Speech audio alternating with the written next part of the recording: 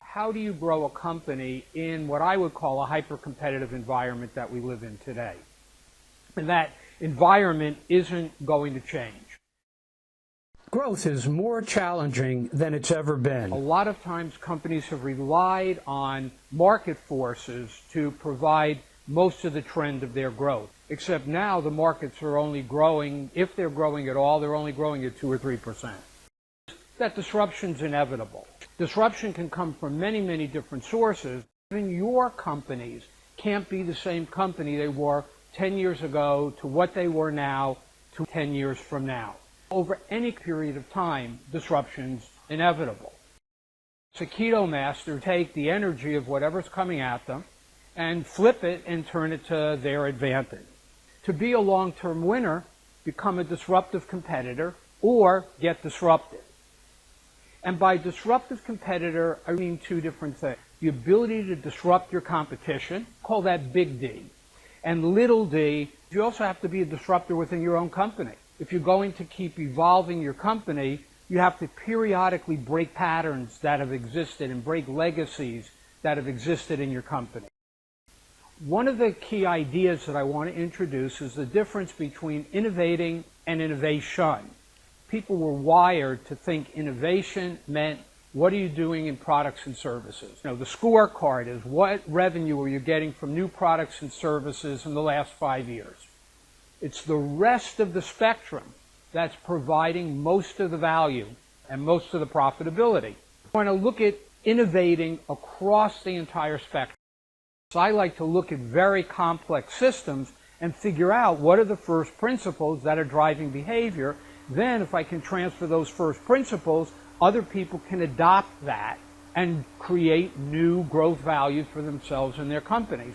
Where I often look to get first principles is I look at people who are really successful. Reverse engineer what might have been going on and how they've approached it. Now they're doing it in a natural way. Steve Jobs, Bill Gates is a natural. And that's what I'm doing here, is reverse engineering, looking for what you can then apply as a first principle in any way you want to help your business to grow. One of the key things about that is growth heroes see things differently. They walk into markets and see opportunities that traditional people do not see.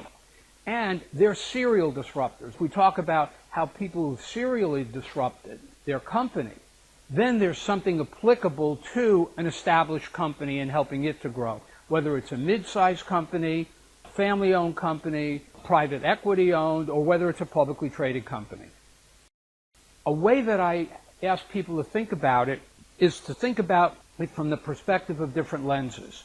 If I have you put on a telephoto lens, you're going to zoom in on something and you're not going to see the bigger picture.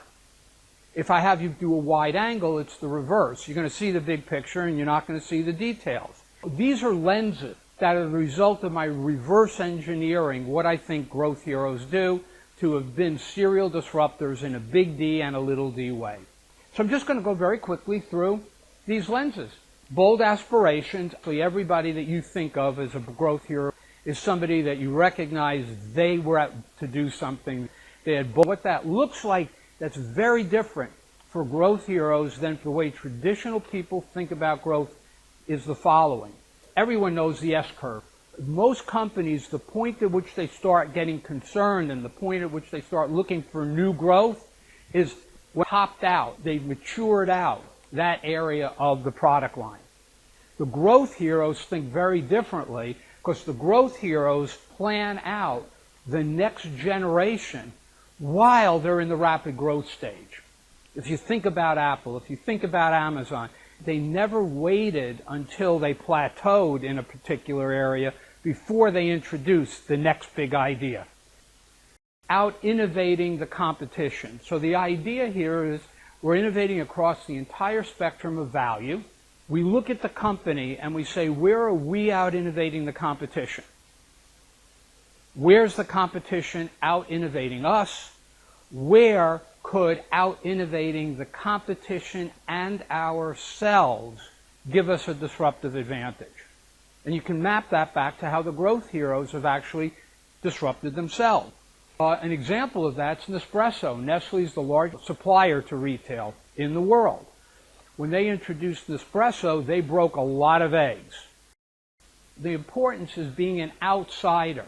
We get caught up in looking at the market from inside the company, outside. An important aspect is looking at the market and looking at your company as an outsider does. Richard Branson is noted for walking into industries that are very stable and disrupting them, because he's bringing a very outsider-in perspective on the established industries. Stretching the edges. Johnson Controls stretched from sensors to motors and actuators to total control systems to building control systems, and now they're a major player in the Internet of Things. A way of growing also is there's assets you have that are underutilized, non-monetized assets. So if you think about United Healthcare, it had an enormous amount of non-monetized assets in the form of information around doctors, patients, prescription, changing buying pattern. If we're in a zero-sum game, instead of buying services from somebody, they're buying services from you. They've broken a pattern. An example of that is Grainger. It's a $7 billion maintenance and repair organization. You go to Grainger to get parts. An enrager is the effort and distraction of finding a repair part when you have an unplanned problem come up. The delighter is reducing the expense of unplanned maintenance expenditures. They created a customer touch point called the pain chain model, and they would go out and educate customers on the hidden costs of unplanned maintenance and how to reduce the hidden costs of unplanned maintenance. And they trained the sales force to become hunters by making that presentation. If you want further information about my availability for doing speaking or workshops, I welcome you reaching out to me at my contact information that you see on the screen. I hope you benefited from and enjoyed today's presentation.